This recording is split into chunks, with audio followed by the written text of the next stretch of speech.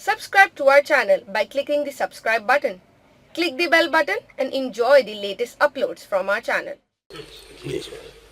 اگر کوئی ڈاکٹر کسی ہسپتال کے شعبہ حادثات میں کام کر رہا ہے تو اس کے پاس ہنگامی حالات میں ہر وقت مریض یا زخمی آتے رہتے ہیں، اس صورت میں وہ اپنی نمازیں درست اوقات پر ادا نہیں کر سکتا، اس کے لیے کیا حکم ہے؟ جی سوال تو آپ نے سن لیا ہے نا صاحب نے، سوال مجھے دوبارہ پڑھنے کی ضرورت نہیں ہے۔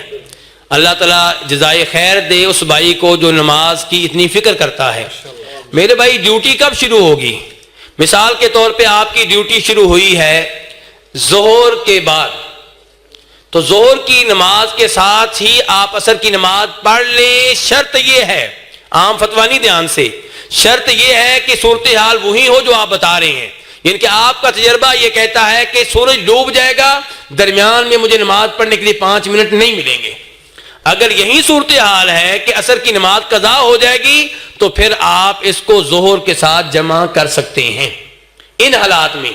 اور دلیل اس کی سب کو معلوم ہے، اب ٹائم کم ہے، مسلم شریف کی حدیث ہے کہ نبی علیہ الصلوۃ والسلام نے مدینہ میں ایک دفعہ نماز جمع کی تھی، نہ بارش تھی، نہ سفر تھا، نہ دشمن کا خوف تھا، اور حدیث بیان کرنے والے صحابی جناب عبداللہ ابن عباس رضی اللہ تعالیٰ عنہما سے سوال ہوا کہ پھر اللہ کے رسول نے ایسا کیوں کیا؟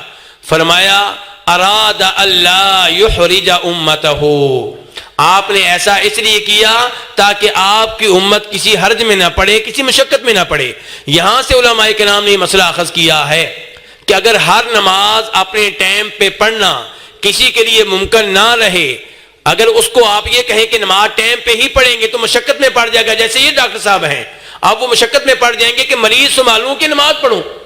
تو جب یہ صورتحال پیدا ہو جائے تو اس صورتحال میں انشاءاللہ نماز جمع کرنے میں کوئی حرج نہیں ہے، لیکن یہ عام اصول نہیں ہے۔ عام اصول کیا ہے کہ ان الصلاۃ کانت علی المؤمنین کتابا موقوتا، کہ نماز کو اس کے وقت مقررہ پہ ادا کرنا چاہیے۔